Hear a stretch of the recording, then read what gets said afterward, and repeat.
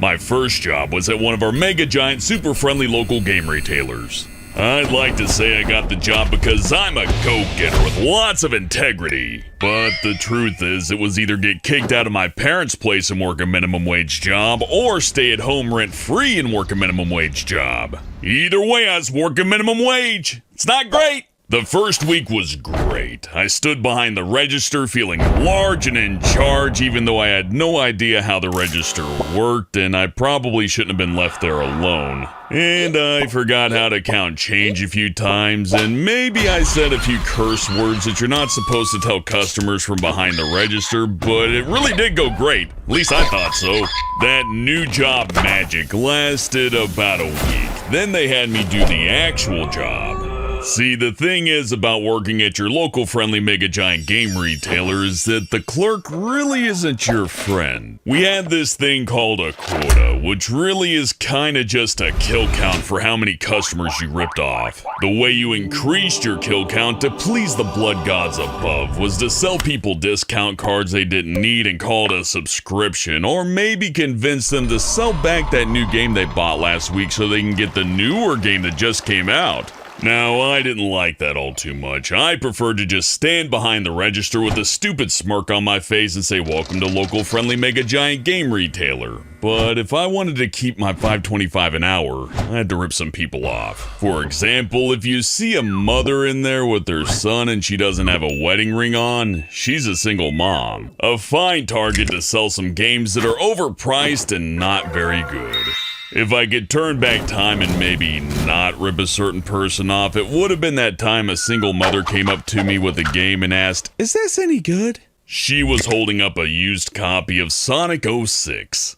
In case you didn't know, that game was terrible. It was a glitchy, buggy mess. It was rushed out of production, and it was a shining turd in our inventory that was almost impossible to sell. I told her with a straight face, "It's the latest in Sonic the Hedgehog's brand new adventures. It's good for all ages. Somebody like me or somebody like your son can enjoy it." I got my mark on the board that day.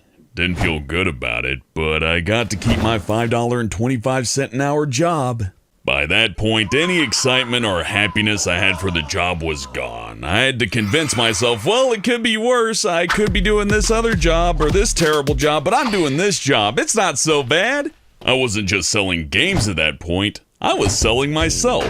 I sold myself out. How did I cope with that? Well, despite it being a game store, there weren't very many ways to relax. From the time that you walked in to the time that you walked out, you were on your feet. No chairs, no playing games, no staring off into space contemplating your life choices. None of that. I found little ways to escape. For example, I remember this one from school. Just say you have to go to the restroom. Walk to the restroom, sit down on the toilet, and just think for a couple of minutes about how much you hate being there.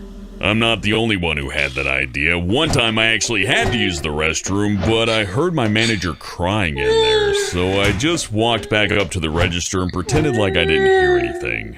Some special little guy was much more clever about it. Once we had to tear down a shelf and a bunch of porn mags and crushed beer cans spilt out of it. We don't know who did it, but the evidence was all over the floor. Another one of my managers had a different coping method. He cheated on his fiancée with another employee in front of me and a bunch of other customers, just making out with her for 5 minutes straight. I probably should have said something to his fiancée, but at that point I just accepted that we were all terrible, terrible people. I was hanging on by a thread. I didn't care about the place or the people there. I was just thinking about my paycheck. But I put in my time, and it was time to talk with the higher-ups about a pay raise. I was really excited. So they approached me with some great news. I got a 9-cent raise. 9 cents. When I looked into the big goofy smile on my district manager's face, I couldn't tell if he was happy for me, laughing at me, or just outright mocking me.